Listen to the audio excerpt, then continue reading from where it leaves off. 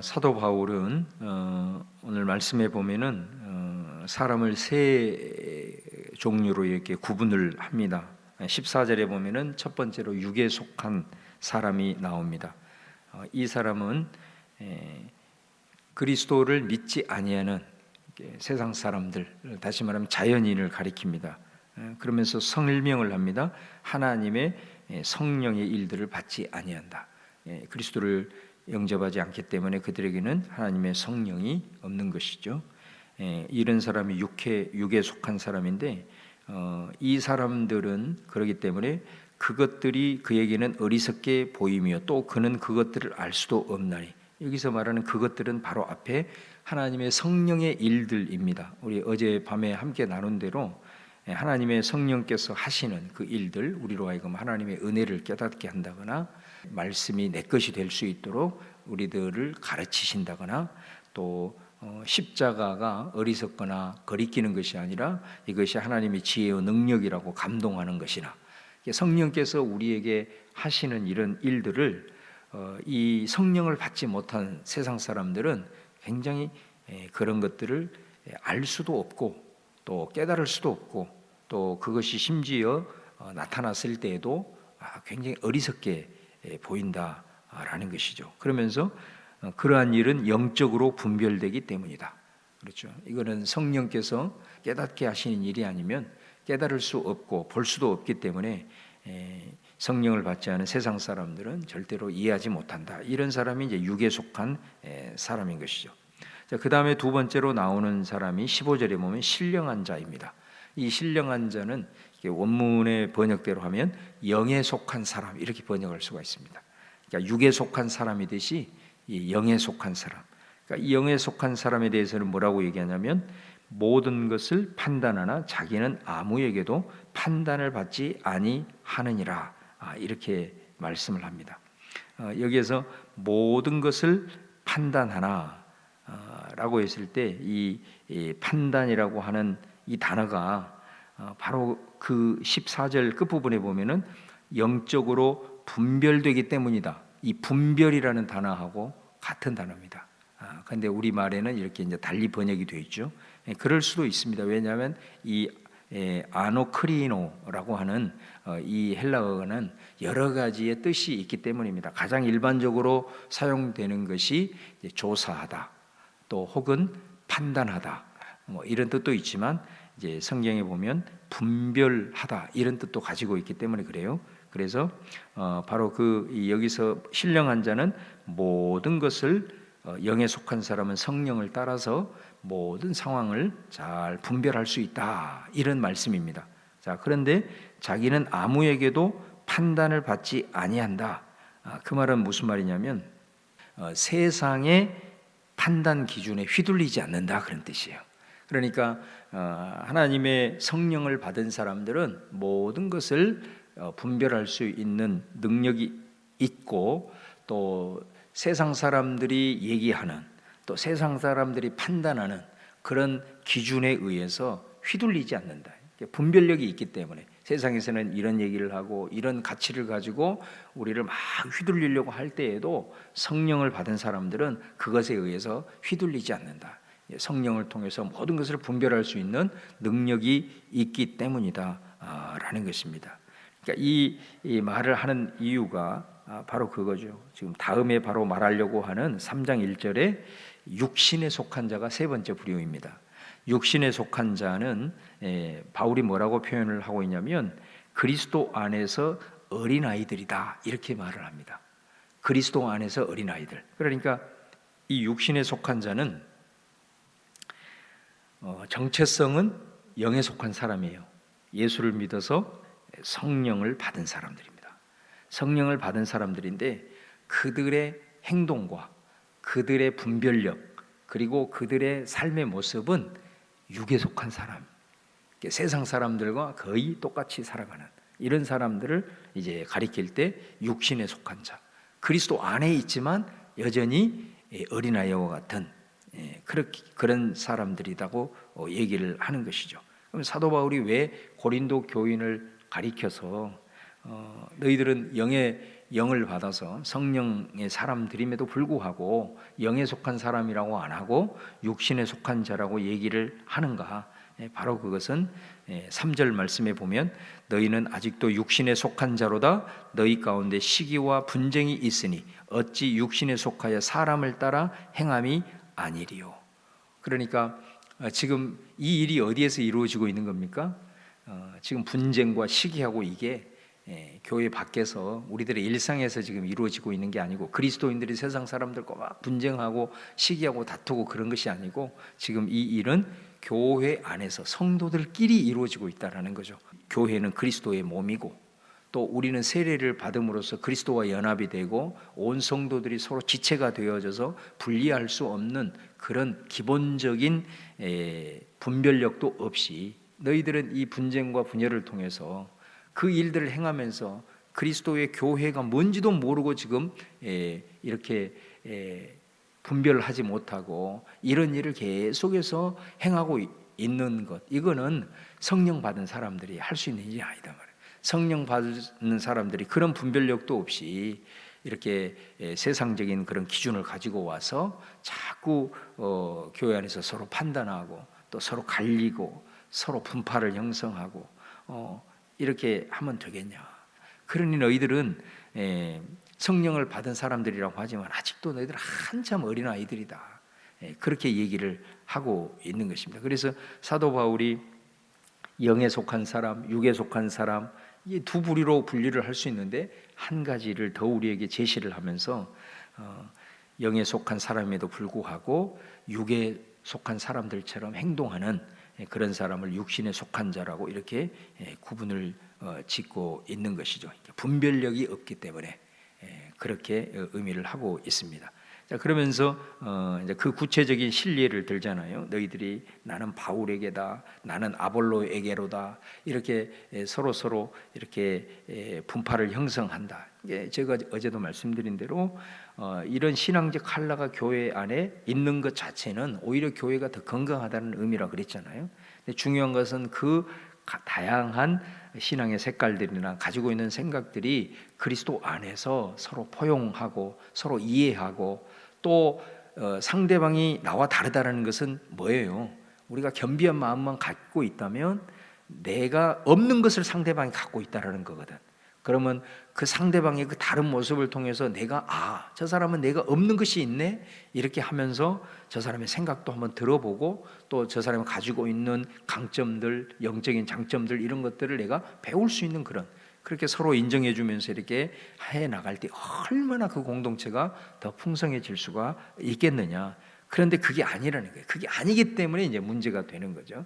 이게 자기의 기준, 더 나아가서 그리스도의 어떤 그 말씀의 기준이 아니라 세상적인 그런 논리들, 그런 것들을 가지고 와가지고 자꾸 이렇게 상대방에 대해서 이렇게 판단하고 갈리고, 이런 부분들이 굉장히 심했다라는 거예요. 그래서 나는 바울, 너는 아볼로, 그래서 우리는 물과 기름처럼 섞일 수 없어 하면서 다투고 있는 이런 모습인 거죠. 그래서 이제 바울이 이렇게 얘기를 하는 겁니다. 야, 너희들이 그렇게 지도자들에 대해서 나는 아볼로에 속하고 나는 바울에게 속한다고 했는데 5절에 보면은 그럼 아볼로는 무엇이며 바울은 무엇이냐, 이렇게 얘기를 하고 있는 거예요. 너희들이 그렇게 그 지도자의 이름을 들어가지고 너희들이 그렇게 이렇게 분파를 형성하고 있는데 아볼로는 무엇이며 바울은 무엇이냐. 여기서 이 표현이 아주 중요합니다, 여러분. 아볼로를 얘기할 때 우리가 일반적으로 그 사람의 인격이나 정체성을 얘기를 할 때는 뭐라고 표현을 해야 되냐면 아볼로는 누구며, 이렇게 말을 해야 돼요. 그 다음에 바울은 누구냐, 이렇게 말을 해야 돼요. 근데 바울은 의도적으로 뭐라고 얘기하냐면 무엇이라는 단어를 쓰고 있는 거예요. 그러니까 철저하게 사역자들은 너희들과 다를 바 없는 사람들이에요. 너희들과 똑같은 사람들이에요. 그런데 여기서 무엇이라고 하는 것을 말하는 것은 그들의 역할을 강조하는 거예요. 역할에 따른 차이일 뿐이지. 그래서 너희들이 사역자를 바라볼 때 그들이 하고 있는 하나님의 교회를 위해 섬기고 있는 그 역할을 보고 거기에 차이가 있을 뿐이지, 어떤 다른 차이는 있을 수가 없는 것이다. 그렇게 딱 얘기를 하는 거예요. 그러면서 그들은 주께서 각각 주신 대로 너희로 하여금 믿게 한 사역자들이니라. 여기서 이 사역자라는 이 표현이 헬라어로 디아코노스예요. 이 디아코노스가 뭐로 번역이 되고 있냐면 디모데전서에 보면 집사로 번역이 되고 있어요. 그러니까 이 바울이 사역자들을 큰 사람들이 막 우리는 누구파 하면서 사역자들을 중심으로 해가지고 사역자들은 상관이 없다 그랬잖아요. 이거는 이 사역자들은 지금 이 고린도 교회가 아무도 없어요. 그러니까 이제 이 사람들이 사역자 이름을 빌어가지고 이렇게 하는데 그 사역자들은 하나님 앞에서 그 자신의 역할에 충실할 뿐이고 주님의 교회를 위해서 섬기는 사람들 이상도 아니고 이하도 아니다. 그렇게 얘기를 하는 거예요. 그 사람들이 뭐 대단한 것을 한 것처럼 그렇게 바라보지 말아라는 거예요. 그래 얘기하잖아요. 그 사람들이 뭘 했냐? 그 사람들이 심는 역할만 한 거고 그 사람들이 물을 준 역할만 한 거다. 그런데 왜 너희들은 그 사람들이 막 엄청나게 뭔가를 잘하게 해가지고 성장을 시키고 이렇게 하는 사람들처럼 그렇게 막 추앙할 필요도 없는 거다. 그렇게 얘기를 하고 있는 거예요. 오직 자라나게 하시는 분은 하나님이시다라고 말씀을 하는 거예요. 심는 이와 물 주는 이는 한 가지다. 다 매번 똑같은 거예요. 심는 이가 뭐를 심었다고 그 사람이 대단하고 그 이후에 물을 준다고 해서 대단하지 않고 그게 아니라 똑같이 하나님 앞에서는 매 한 가지단 말이에요. 그러나 중요한 것은 뭐 쉽게 얘기를 하면 바울이 심었기 때문에 고린도 교회를 개척한 사람이고 아볼로는 그 후에 와가지고 후임으로 와가지고 이제 사람들을 말씀으로 양육한 이런 사람이잖아요. 하나님 앞에서 개척한 사람이나 그 오는 사람이랑 뭐가 다르냐? 이게 다 똑같단 말이에요. 근데 중요한 것은 그것을 심는 사람이나 물 주는 사람이나 하나님 앞에서는 그 일에 충실했느냐? 그걸 하나님은 보신다는 거예요. 그 아무것도 아니라는 거예요. 다 똑같다는 거예요. 얼마만큼 그 역할에 충실했느냐 그것에 따라서 하나님의 각각의 상을 받을 뿐이다라는 거죠. 뭐 목사라고 해서 이 직분 때문에 하나님 앞에서 더 큰 상 천만의 말씀이잖아요. 목사는 목사로서의 그 역할을 충실하는 그리고 우리 집사님들은 장로님들은 권사님들은 그에 맞는 역할에 충실하는 거지 목사라고 해서 크고 뭐 집사라고 해서 하나님은 절대로 그렇게 보지 않아요. 다 매 한 가지 각각의 자기에게 맡겨진 역할을 하는 것에 따라서 우리 하나님의 나라에 가면 다 상을 받는 그런 거란 말이에요. 그 말씀을 하고 있는 거예요. 너희들이 이 사역자들에 대한 인식을 제대로 해야 된다 이렇게 말해요. 그러면서 9절 말씀에 우리는 하나님의 동력자들이다. 그렇잖아요. 동력자라는 게 뭐예요? 다 우리는 하나가 돼서 협력하는 사람들이지 뭐 거기에서 무슨 뭐 계급적 질서가 있고 이런 것이 전혀 아니다라는 것을 이제 말씀을 하고 있는 거죠. 자, 그러면서 이제 결론을 내립니다. 10절에서 이제 하나의 비유를 말하는데 그게 뭐냐면 건축자의 비유를 말합니다. 자, 우리는 이제 건축자다라는 것입니다. 건축자. 그리고 이 터는 예수 그리스도. 예수 그리스도가 교회의 터를 쫙 그리스도로 터를 닦아놨어요. 그럼 우리는 누구냐? 이제 그 터 위에서 교회를 세워가는 사람들이. 그래서 우리는 이제 벽돌 하나를 놓는 사람, 어떤 사람들은 기둥을 세우는 사람, 어떤 사람은 가래를 치는 사람, 이런 이제 역할들을 우리가 이제 하나하나 해 나간다는 거예요. 해 나간다는 건데, 자, 우리가 마지막 날이 되면 우리가 이제 그렇게 해가지고 큰 집을 세웠대. 아주 큰 대궐 같은 이제 집을 잘 세웠어요. 겉으로 봤을 때는 그 집이 정말 다 훌륭해. 나무로 짓는 거든 아니면 무슨 금속으로 짓는 거든 상관없이 아주 잘 지었단 말이에요.